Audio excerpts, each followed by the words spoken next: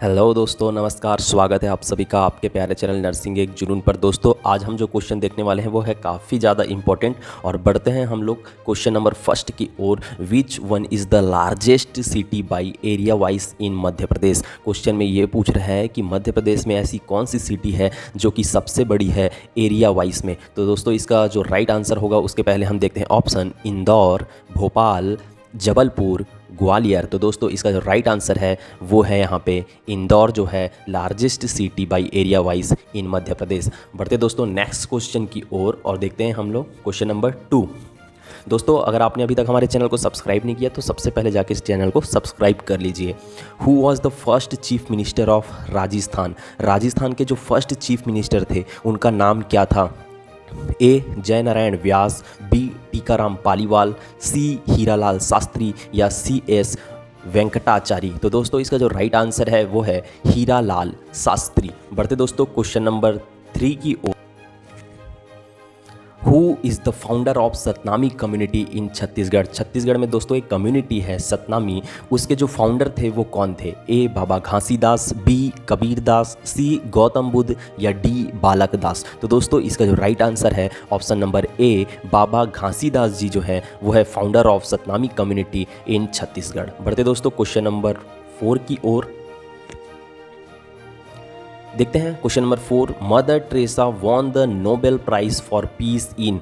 Mother Teresa को Nobel prize शांति के क्षेत्र में कब मिला। क्वेश्चन नंबर 4 ये बोल रहा है 1992, 1979, 1988 या 1954। तो दोस्तों इसका जो राइट आंसर है वो है 1988 में मदर टेरेसा को शांति के लिए नोबेल प्राइज़ जो है वो मिला था। बढ़ते हैं क्वेश्चन नंबर 5 की ओर और ये क्वेश्चन है Lal Bahadur Shastri is also known as. जो लाल बहादुर शास्त्री थे दोस्तों, जो कि हमारे प्रधानमंत्री थे, पूर्व प्रधानमंत्री थे, द्वितीय प्रधानमंत्री थी हमारे देश के। तो उनको और भी क्या नाम से जानते हैं। पहला ए है गुरुजी, बी मैन ऑफ पीस, सी पंजाब केसरी या डी महामना। तो दोस्तों इसका जो राइट आंसर है वो है मैन ऑफ पीस के नाम से लाल बहादुर शास्त्री जी को जाना जाता था। महामना आपको पता होगा, पंडित मदन मोहन मालवीय जी को हम लोग जानते हैं महामना के नाम से। बढ़ते क्वेश्चन नंबर 6 की ओर। The basic unit to measure the amount of activity in a radio active sample is. A rad, B curie, C decibel या डी रोंगटेन। तो दोस्तों इसका जो राइट आंसर है वो है क्यूरी। बढ़ते हैं क्वेश्चन नंबर 7 की ओर। In India which disease is near to elimination. Bharat में ऐसा कौन सी बीमारी है जो नियर टू एलिमिनेशन है या लगभग ख़त्म होने वाला है। तो टिटनस, रेबीज, पोलियो या मम्स। तो दोस्तों इसका राइट आंसर जो है वो है पोलियो। दोस्तों अगर आपने अभी तक हमारे चैनल को सब्सक्राइब नहीं किया है ना तो सबसे पहले जाके सब्सक्राइब जरूर कर दो और इस वीडियो को ज़्यादा से ज़्यादा लाइक करो, क्योंकि आपका जो अपकमिंग एग्ज़ाम है, अभी ESIC का जो एग्ज़ाम है वो होने वाला है। बहुत ही जल्दी इसकी वैकेंसीज आ सकती है और ESIC में इसी टाइप के क्वेश्चन पूछे जाते हैं, CHO में इसी टाइप के क्वेश्चन पूछे जाते हैं जो कि मेनली प्रायोरिटी बेस्ड नहीं होते हैं, वन लाइनर होते हैं। तो ऐसे ही क्वेश्चन आपके अपकमिंग एग्जाम में देखने को मिलेंगे। Question number 8, which of the following is not a primary prevention strategy. इसमें से प्राइमरी प्रिवेंशन कौन सा नहीं है। A breast self examination, B control of tobacco, C radiation protection या डी कैंसर एजुकेशन। दोस्तों क्वेश्चन नंबर 8 का जो राइट आंसर हम कह सकते हैं ब्रेस्ट सेल्फ एग्जामिनेशन। ये प्राइमरी प्रिवेंशन नहीं है दोस्तों, यह है सेकेंडरी प्रिवेंशन। सेकेंडरी प्रिवेंशन क्यों? जितने भी डायग्नोस्टिक प्रोसीजर हैं वो सेकेंडरी प्रिवेंशन पे आते हैं, इसलिए ब्रेस्ट सेल्फ एग्जामिनेशन भी क्या है, एक डायग्नोस्टिक प्रोसीजर है और इसीलिए इसको सेकेंडरी प्रिवेंशन पे रखा गया है। तो इसका ऑप्शन नंबर ए जो है वो है दोस्तों राइट आंसर, है ना। आगे बढ़ते हैं। इस क्वेश्चन को देखिए, consider the following.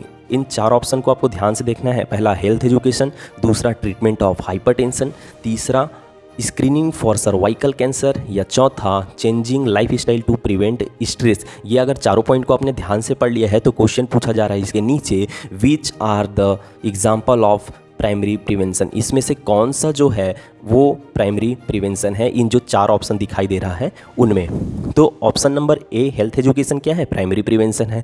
Treatment of hypertension क्या है, हम इसको तो बोल नहीं सकते, ये तो सेकेंडरी प्रिवेंशन सेकेंडरी या टर्सरी प्रिवेंशन पे जा सकता है। ए तो होगा, प्राइमरी प्रिवेंशन तो होगा नहीं, है ना। Screening for cervical cancer, screening भी सेकेंडरी प्रिवेंशन पे चले जाएगा, क्योंकि डायग्नोस्टिक जो प्रोसीजर है ये, है ना। Changing life style to prevent stress, जी हाँ दोस्तों, ये राइट आंसर है। तो ऑप्शन नंबर ए में बोल रहा है ए और फर्स्ट नंबर और फोर्थ नंबर का स्टेटमेंट सही है। बी बोल रहा है सेकंड नंबर और थर्ड नंबर का स्टेटमेंट सही है। सी बोला जा रहा है फर्स्ट नंबर और थर्ड नंबर का। डी बोला जा रहा है सेकंड और फोर्थ नंबर का। तो दोस्तों इसका राइट आंसर जो है ऑप्शन नंबर ए, फर्स्ट और फोर्थ जो है वो प्राइमरी प्रिवेंशन पे आता है। बढ़ते हैं क्वेश्चन नंबर 10 की ओर।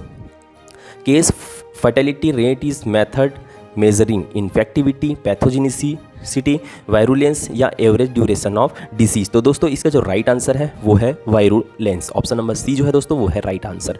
बढ़ते हैं क्वेश्चन नंबर 11 की ओर। Following is the part of sentinel surveillance except A method for identify the missing case, B supplementing the notified case, C to estimate the disease prevalence in total population, या D बोला जा रहा है दोस्तों to estimate the fatality of the disease. तो दोस्तों इसका जो राइट आंसर है वो होगा option number D, to estimate the fatality of the disease. ये सेंटिनल सर्विलेंस में का पार्ट नहीं है। बढ़ते हैं हम लोग क्वेश्चन नंबर 12 की ओर, और यहाँ पे देखते हैं अ 3 year old completely immunized child comes to an immunization clinic at PSC first time he should receive। अगर एक 3 साल का बच्चा आपके पास आ रहा है जिन्होंने अपने वैक्सीनेशन का जो डोज है वो कंप्लीट करा चुका है, तो आपको ये ध्यान देना है कि 3 साल के बच्चों में क्या क्या वैक्सीन लग जाना चाहिए। A BCG measles vitamin A, B DT1 OPV1 measles vitamin A, C BCG DPT1 OPV1 measles vitamin A, या डी बोला जा रहा है DPT1 OPV1 मीजल्स और विटामिन ए। तो दोस्तों इसका जो राइट आंसर है वो है ऑप्शन नंबर सी। एक 3 साल के बच्चे को BCG DPT1 OPV1 मीजल्स और विटामिन ए, ये पांचों जो है वो वैक्सीन लग जाना चाहिए। तो option C is the right answer.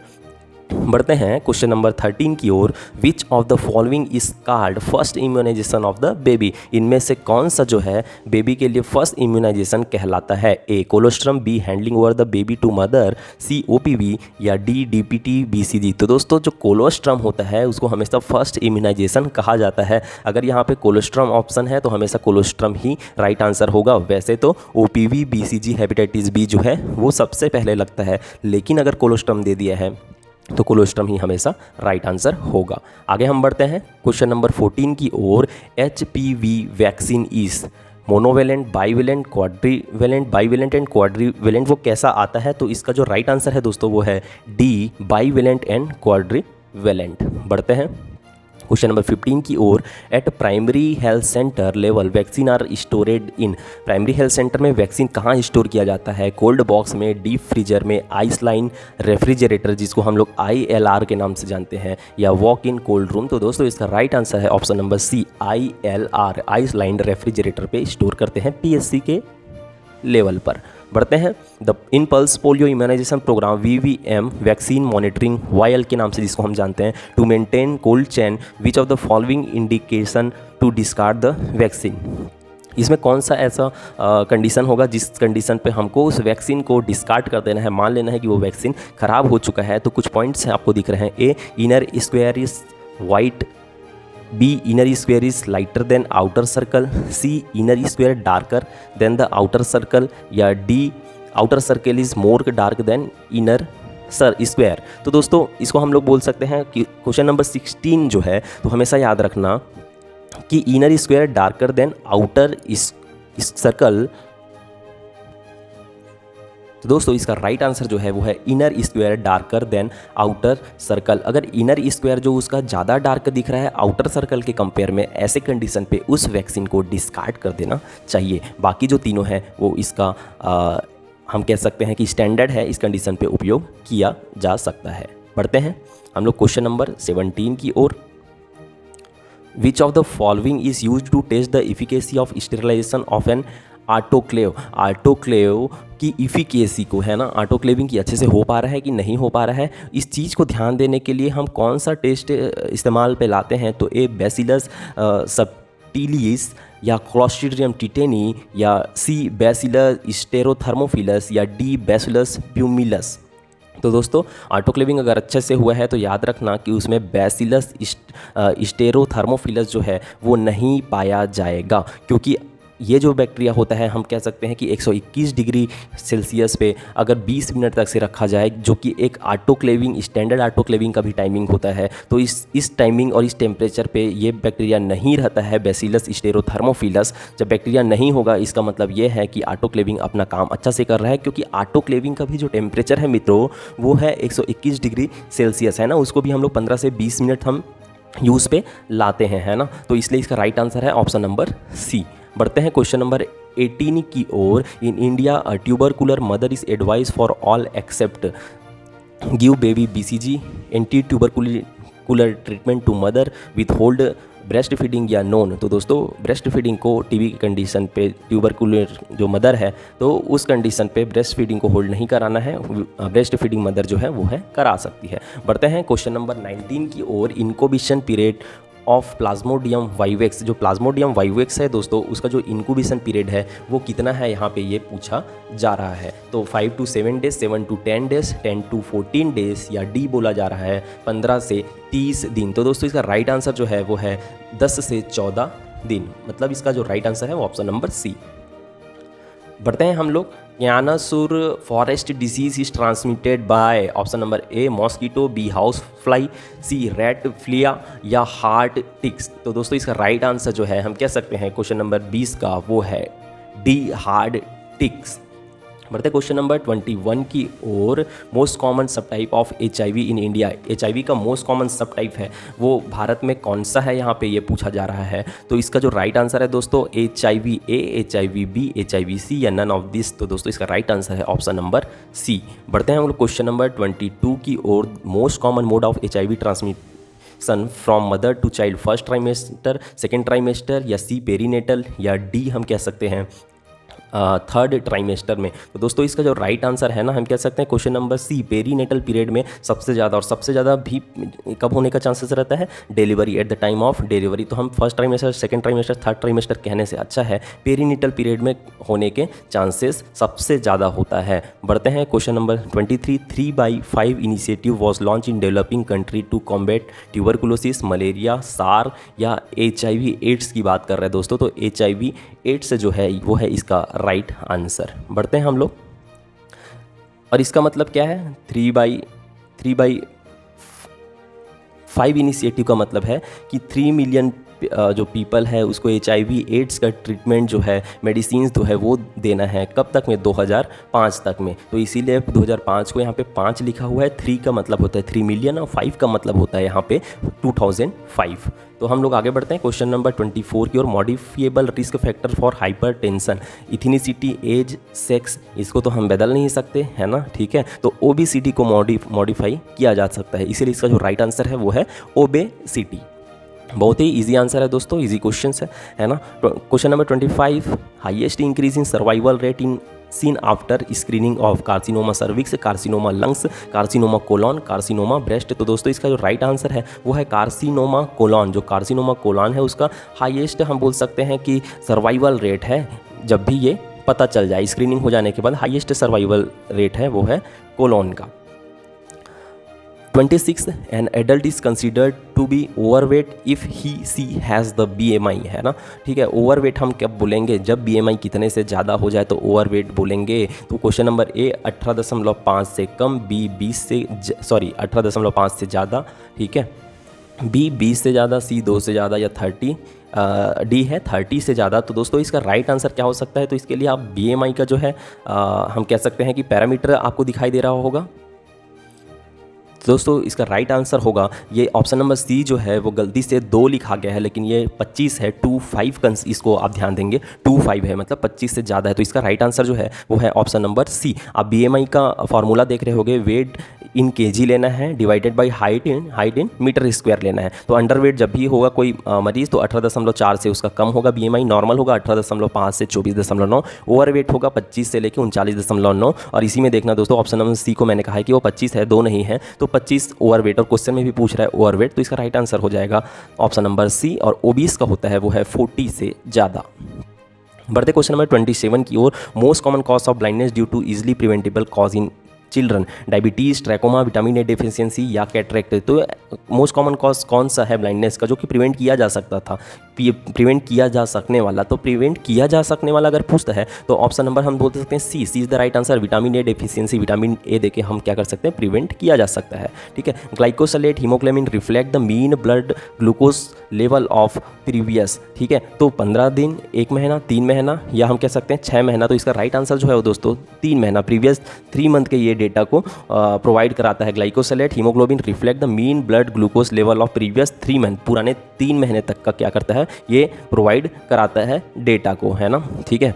Nursing care for a patient who has polycythemia vera would focus on preventing dysrhythmia, hypotension, decubitus ulcer या थ्रोम्बोसिस। तो दोस्तों पॉलीसाइथेमिया वेरा अगर किसी को है, ब्लड कैंसर है, तो उसमें थ्रोम्बोसिस होने के चांसेस बढ़ जाते हैं। जब भी थ्रोम्बोसिस होना शुरू हो जाए तो कहीं ना कहीं डेक्यूबिटस अल्सर या बेड सोर होने के चांसेस भी बढ़ जाते हैं। तो इसको हम लोग राइट आंसर मानते हैं। Option C is the right answer, है ना। ठीक है। Question number 30, which immunity is affected by HIV infection. HIV infection में कौन सा इम्यूनिटी अफेक्ट होता है? Natural immunity, active immunity, cellular immunity या ह्यूमरल इम्यूनिटी। तो इसका राइट आंसर है option number C, cellular immunity. बढ़ते क्वेश्चन नंबर 31 की ओर। Man is social animal. Man जो है वो सोशल एनिमल है। किसने कहा था? एरिस्टोटल ने कहा था, कॉम्टे ने कहा था, प्लाटो ने कहा था या वेबर ने कहा था? तो दोस्तों इसका राइट आंसर है Aristotle. Option A is the right answer. बढ़ते हैं क्वेश्चन नंबर 32 की ओर।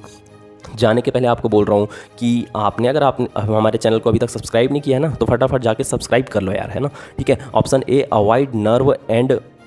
अच्छा, क्वेश्चन नंबर 32 हम पहले देखते हैं। The Z track technique for intramuscular injection. Z track technique कब इस्तेमाल करते हैं? IM देने के time. Avoid nerve and vein in the path, reduce backward leakage of disease drug, reduce the pain of injection या रिड्यूस ब्लीडिंग एंड हीमेटोमा। तो दोस्तों इसका राइट आंसर है option number B, reduce backward leakage of drug, है ना। Drug जो दे रहे हैं वो बाहर ना आ जाए करके हम लोग जेड ट्रैक टेक्निक जो है वो इस्तेमाल पे लाते हैं। ठीक है। बढ़ते हैं क्वेश्चन नंबर 33 की ओर। If blood group of mother and father is B and A respectively, which blood group will not occur in their offspring. मतलब जो उनके वंशज होंगे, ऑफ स्प्रिंग का मतलब है उनके वंशज। एक मदर का जो ब्लड ग्रुप है B है, फादर का AB है, तो कौन सा नहीं होगा उसके नीचे वाले उनके बच्चों में, कौन सा ग्रुप नहीं होगा? A हो सकता है क्योंकि फादर में A है ना। ठीक है। AB है, ठीक है। AB भी हो सकता है, B भी हो सकता है क्योंकि मदर का है, लेकिन O नहीं हो सकता, है ना। ठीक है। जब दोनों, एक मदर का B हो और फादर का AB हो, तो A हो सकता है, AB हो सकता है, B हो सकता है, लेकिन O नहीं हो सकता। तो राइट आंसर है D। बढ़ते क्वेश्चन नंबर 34 की ओर। The inner most layer of the heart, सबको पता है मित्रों, एंडोकार्डियम, है ना। ठीक है। इसके ऊपर ज़्यादा टाइम नहीं ले रहा हूँ, बहुत ईजी क्वेश्चन है इसलिए। Difference between systolic and diastolic pressure, तो इसे हम लोग पल्स प्रेशर के नाम से जानते हैं। क्या के नाम से जानते हैं? पल्स प्रेशर के नाम से जानते हैं। ठीक है। आगे हम बढ़ते हैं क्वेश्चन नंबर 36 की ओर। To evaluate the effectiveness of a low sodium diet in a patient with hypertension, the nurse should check serum sodium level, change in body weight, appearance of ankles या ब्रेथ साउंड। दोस्तों इसका right answer है B, change in body weight. बढ़ते हैं question number 37 की ओर। Shock which is resulting from severe allergic reaction, disruptive shock, septic shock, anaphylactic shock या neurogenic shock. तो दोस्तों इसका जो राइट आंसर है वो ऑप्शन नंबर सी, एनाफिलेक्टिक जो शॉक है वो है इसका राइट आंसर, जो कि एलर्जिक रिएक्शन के कारण दिखाई दे सकता है। Which position would be best for a patient showing sign of shock. एक मरीज जो शॉक का है, स्पेशली हम बोल सकते हैं हाइपोवोल्मिक शॉक में कौन सा पोजीशन देना चाहिए, अगर ये भी पूछता है तो इसका राइट आंसर हमेशा होगा ट्रेंडेलेनबर्ग। ट्रेंडेलेनबर्ग पोजीशन वो पोजीशन है दोस्तों जिसमें जो पेशेंट है उसका जो हेड है वो हमेशा लेग के नीचे होता है, मतलब लेग का लेवल ऊपर होता है, हेड का लेवल जो है नीचे रहता है। इसे ही ट्रेंडेलेनबर्ग पोजीशन होते हैं और इसका जस्ट अपोजिट पोजीशन होता है, उसे हम लोग रिवर्स ट्रेंडेलेनबर्ग पोजीशन के नाम से जानते हैं। बढ़ते हैं क्वेश्चन नंबर 39 की ओर। Which of the following are sign and symptom of tetany. Tetany का साइन एंड सिम्टम क्या है? A, numb finger, muscle cramp, weakness, muscle fatigue, hallucination, delusion या डिस्निया एंड टेकिकार्डिया। तो दोस्तों इसका राइट आंसर आपको पता होगा, numb finger and muscle cramp. Muscle में क्रैम्प होना और नमनेस चालू हो जाता है फिंगर पे। Option A is the right answer. बढ़ते हैं क्वेश्चन नंबर 40, 40वां नंबर का question. Diabetic food is an example of, किसका एग्जांपल है? Dry gangrene, wet gangrene, gas gangrene, gangrenous inflammation. मित्रों राइट आंसर है इसका वेट गैंग्रीन, गीला गैंग्रीन, वेट गैंग्रीन है ना। बढ़ते हैं क्वेश्चन नंबर 41 की ओर। The synthesis of the uric acid mainly take place in the muscle, kidney, liver, bone marrow. Liver is the right answer. बढ़ते हैं क्वेश्चन नंबर 42 की ओर। The purpose of peritoneal dialysis is, peritoneal dialysis का purpose क्या है? Reestablish kidney function, clear the peritoneal membrane, provide fluid and intracellular space, या remove toxin and metabolic waste है। तो दोस्तों इसका राइट आंसर है option number D, remove toxin and metabolic waste जो है वो है पेरिटोनियल डायलिसिस करने का कारण। Aspermia is the term use to describe absence of semen, absence of sperm, presence of abnormal sperm, या एब्सेंस ऑफ स्पर्म मोटिलिटी। तो इसका राइट आंसर जो होगा option number A, absence of semen जो है इसका राइट आंसर होगा। ए स्पर्मिया बोलने से एब्सेंस ऑफ स्पर्म नहीं डालना है, एब्सेंस ऑफ सीमन डालना है। ए जो स्पर्मिया बोलता है तो उसमें एब्सेंस ऑफ स्पर्म आएगा। बढ़ते हैं क्वेश्चन नंबर 44 की ओर। The type of vitamin deficiency which can occur as a result of full thickness burn injury. Full thickness burn injury में कौन सा विटामिन का डेफिशिएंसी हो जाता है? तो हम कह सकते हैं विटामिन जो डी होता है, ठीक है, उसका डेफिशिएंसी हो जाता है। बढ़ते हैं question number 45। Using the rule of 9 the nurse determine the percentage of the body burn a patient with both arm burn to be. तो इसमें हम बोल सकते हैं दोस्तों इसका राइट आंसर है सी। आप रूल ऑफ 9 का गूगल पे जाइए और रूल ऑफ 9 को सर्च कीजिए, आपको समझ आ जाएगा। बर्न का कैलकुलेशन है ये, है ना, ठीक है। टोटल बॉडी सरफेस के ऊपर बर्न का कैलकुलेशन बताता है rule of 9। Which colour of light has the longest wavelength, कौन से जो कलर है उसका वेवलेंथ सबसे ज़्यादा है? वायलेट, ब्लू, रेड या ग्रीन। तो दोस्तों इसका राइट आंसर है रेड। बढ़ते हैं क्वेश्चन नंबर 47 की ओर। Respiratory centre is situated at which part of the brain, brain के कौन से पार्ट में रेस्पिरेटरी सेंटर सिचुएटेड है? मेडुला, पोन्स, सेरुबलम या थालमस। तो दोस्तों इसका राइट आंसर आप सबको पता होना चाहिए, मेडुला, है ना। बढ़ते हैं question number 48। Fever, headache and nuchal rigidity are classic symptom seen in. ये तीनों जो फीवर है, हेडेक है, नचल रिजिडिटी मतलब नेक का रिजिडिटी है, वो कौन से जो डिजीज़ है उसमें दिखाई देता है? तो मेनिंजाइटिस में दिखाई देता है। Option D is the right answer.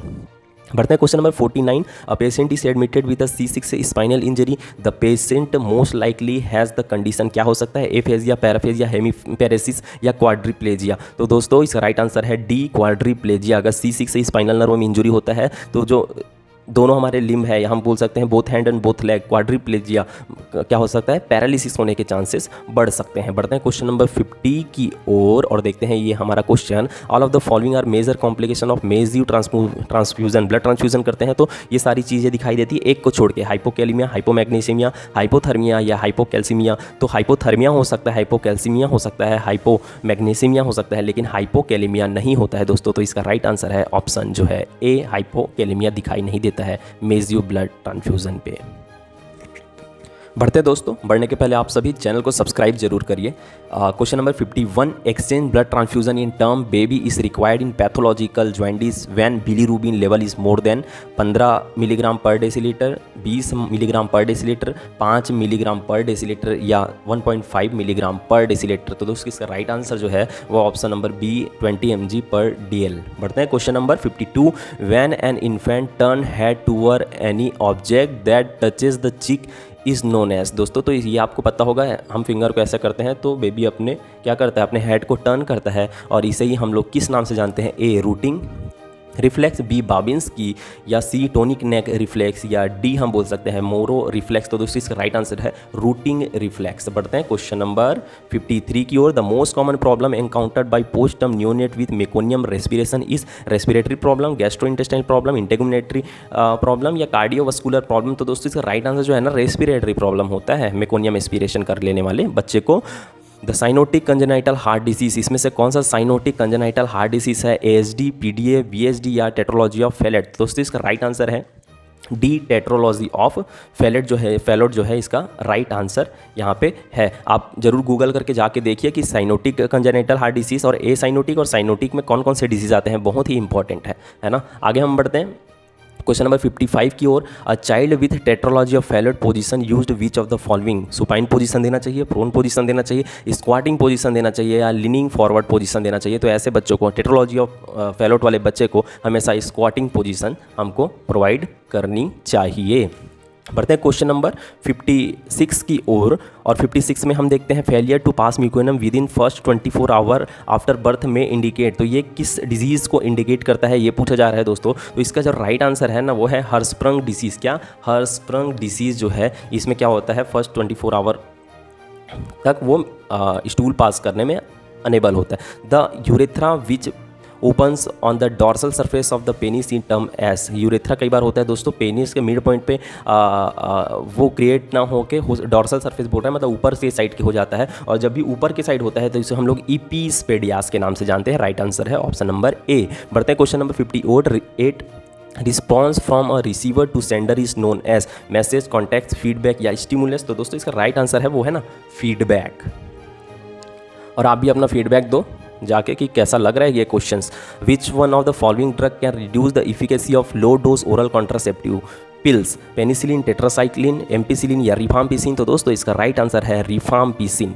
बढ़ते हैं क्वेश्चन नंबर 60 की ओर। Which of the following is the contraceptive method of choice for a commercial sex worker. जो कमर्शियल सेक्स वर्कर है कौन सा कॉन्ट्रासेप्टिव सबसे बेस्ट है? Oral contraceptive pills, IUCD, tubectomy या बैरियर मेथड। तो आप सभी को पता है बैरियर मेथड सबसे अच्छा मेथड होता है, और बैरियर मेथड में भी अगर पूछता है कि कौन सा बैरियर मेथड सबसे अच्छा होता है तो कंडोम दोस्तों इसका राइट आंसर है। बढ़ते हैं क्वेश्चन नंबर 61 की ओर। The number of new case occurring in a defined population during a specified period of time is referred at incidence rate, morbidity rate, mortality rate या प्रिवेलेंस रेट। तो दोस्तों इसका जो राइट आंसर है वो है इंसिडेंस रेट।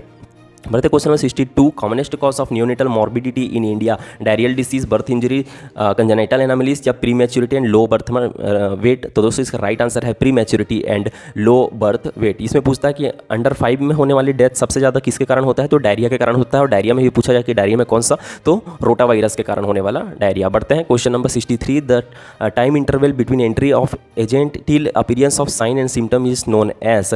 जब agent के यहाँ बैक्टीरिया या वायरस के बॉडी में एंटर करने से लेकर साइन एंड सिम्टम अपीयरेंस होने तक का जो पीरियड है उसको कौन सा पीरियड बोलते हैं? तो इसे हम लोग उसका इंक्यूबेशन पीरियड के नाम से जानते हैं। बढ़ते question number 64। Concept of one of the relationship between agent in disease is explained by. तो ये किस में एक्सप्लेन किया गया था, कौन सी थ्योरी पे? तो जर्म थ्योरी ऑफ डिसीज में ये चीज़ को एक्सप्लेन किया गया था। बढ़ते हैं question number 65। First census in India was taken in the year. First census जो जनगणना है दोस्तों वो पूछा जा रहा है कि कब हुआ था सबसे पहला जनगणना, 1871, 1881, 1890 या 1910। तो दोस्तों इसका राइट आंसर जो है वो है 1881 में सबसे पहले भारत में जनगणना हुआ था, आज़ादी के पहले ही हुआ था। 3D means in hospital waste management. ठीक है, हॉस्पिटल वेस्ट मैनेजमेंट में 3D क्या है? Disinfection, disposal and drainage. जी हाँ दोस्तों यही राइट आंसर है, डिसइंफेक्शन, डिस्पोजल एंड ड्रेनेज। तो इसको अपने को याद रखना है, बाकी तीनों ऑप्शन गलत है।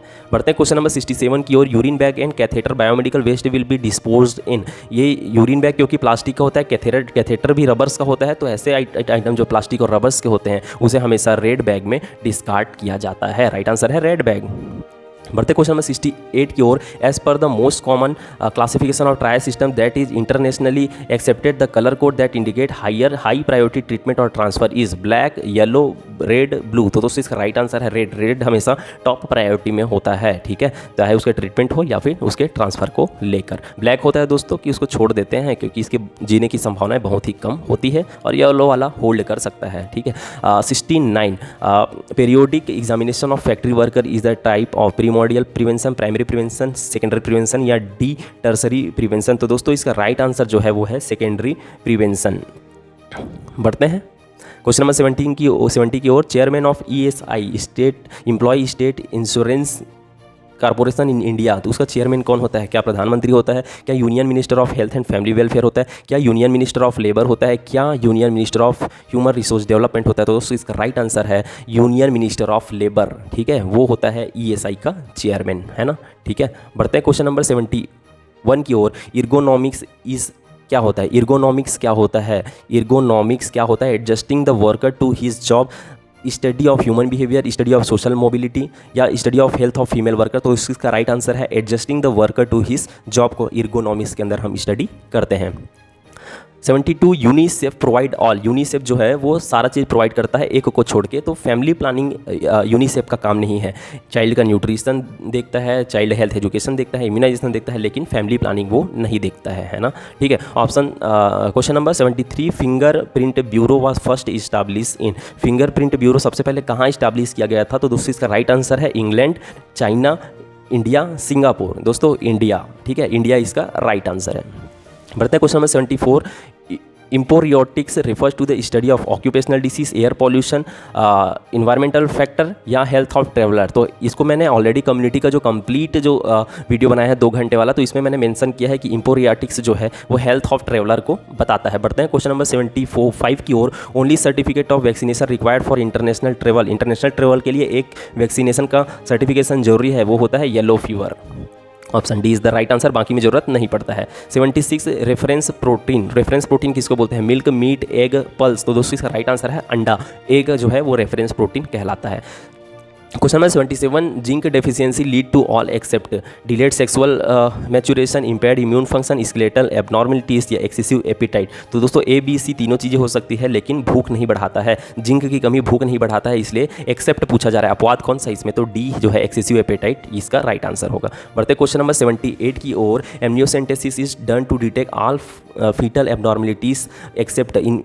एमनियोसेंटेसिस का जो प्रोसीजर है दोस्तों, उससे हम फीटल की एबनॉर्मलिटीज़ को देख सकते हैं, लेकिन एक एबनॉर्मलिटीज़ का पता नहीं चलता है, वो है option number D. Mental retardation का पता एमनियोसेंटेसिस से नहीं चलता है, इसलिए option D is the right answer. बढ़ते हैं क्वेश्चन नंबर 79 की ओर। The secretion of human chorionic gonadotrophic trophin by the placenta is maximal during. कब होता है? लेट गेस्टेशन, मिड गेस्टेशन या इम्प्लांटेशन या अर्ली गेस्टेशन के टाइम पे होता है। तो दोस्तों इसका राइट आंसर है option number D. Early gestation पे जो होता है वो मैक्सिमल होता है। बढ़ते हैं क्वेश्चन नंबर 80 की ओर। Cervical changes take place during pregnancy all except. जो सर्विक्स का चेंज है दोस्तों, वो सारा चीज़ होता है, इसमें से एक को छोड़ के। तो कौन सा? Cervix feel like tip of the nose. ये जो ऑप्शन डी है दोस्तों, cervix feel like the tip of the nose, ये नॉन प्रेग्नेंट वुमेन में होता है, लेकिन प्रेग्नेंट वुमेन में कैसा दिखाई देता है? वो लिप ऑफ द माउथ के समान सर्विक्स फील होता है, इसलिए ऑप्शन डी जो है ये प्रेगनेंसी के टाइम पे नहीं पाया जाता, इसलिए ये डी जो है राइट आंसर है। बढ़ते हैं क्वेश्चन नंबर 81 की ओर। Antidote used into toxicity produce by overdose of magnesium sulphate, calcium carbonate, calcium gluconate, aluminium hydroxide या चारकोल। तो दोस्तों इसका राइट आंसर है एल्यूमिनियम हाइड्रोक्साइड। बढ़ते क्वेश्चन नंबर 82 की ओर। Pregnancy induce hypertension usually develop into mother after. कब develop होने के चांसेस रहते हैं? 18 वीक, 20 वीक, 22 वीक या 16 वीक। तो दोस्तों इसका राइट आंसर है ऑप्शन नंबर बी। ठीक है, 20 वीक के बाद ये प्रेगनेंसी इंड्यूस HTN डेवलप हो सकता है। In the following which symptom is not related in the classical triad of symptom of tubal ectopic pregnancy? Amenorrhoea, abdominal pain, convulsion या वजाइनल ब्लीडिंग। तो दोस्तों सी, कन्वल्जन दिखाई नहीं देता है। बढ़ते हैं question number 84। All of the following are risk factor for hyperemesis gravidarum in pregnancy except. Multiple pregnancy दिखाई दे सकता है, फैमिलियल हिस्ट्री में दिखाई दे सकता है, मोलर प्रेगनेंसी में दिखाई दे सकता है, लेकिन मल्टी ग्रेविडियम में जरूरी नहीं हो कि हाइपरेमेसिस का ग्रेविडियम का कारण हो, इसलिए डी जो है वो है राइट आंसर। बढ़ते हैं question number 85। Vaginal examination and amniotomy during labour cause rise in maternal plasma oxytocin level. तो इसको हम लोग दोस्तों फर्गन्स साइन या फर्गन्स रिफ्लेक्स के नाम से हम जानते हैं। जब भी वजाइना का एग्जामिनेशन होता है या एम्नियोटॉमी होता है, तो जैसे ही वो वजाइनल एग्जामिनेशन के सामने सर्विक्स से टच होता है, तो उसका जो हम बोल सकते हैं कि सेंसेशन जो है वो पिट्यूटरी में जाता है। पिट्यूटरी में जाने के बाद ऑक्सीटोसिन रिलीज करता है, और वो ऑक्सीटोसिन जो है फिर से यूट्राइन कॉन्ट्रैक्शन को प्रमोट करता है, इसलिए इसका जो राइट आंसर है वो है सी, फर्गन्स रिफ्लेक्स। बढ़ते question number 86। IQ is mild mental retardation. ठीक है, माइल्ड मेंटल रिटार्डेशन हम कब बोलेंगे? तो ऑप्शन जो है दोस्तों इसका है 50 से कम, 50 to 70, 70 to 80 या 80 to 90। यहाँ पे 4 ऑप्शन आपको दिखाई दे रहा है, तो इसका राइट आंसर है बी, 50 to 70। ठीक है। Which structure of the personality according to Freud works and reality principle. ये ऑलरेडी मैंने साइकेट्री का कंप्लीट 2 आवर्स का जो बनाया हुआ है उसमें ऑलरेडी बता दिया है। ईड, ईगो, सुपर ईगो या नोन। तो दोस्तों इसका राइट आंसर है option number B, ego. Reality principle के ऊपर हमेशा ईगो जो है वो है काम करता है। ठीक है, ईड जो है प्लेजर प्रिंसिपल के ऊपर काम करता है, सुपर ईगो मोरल प्रिंसिपल के ऊपर काम करता है।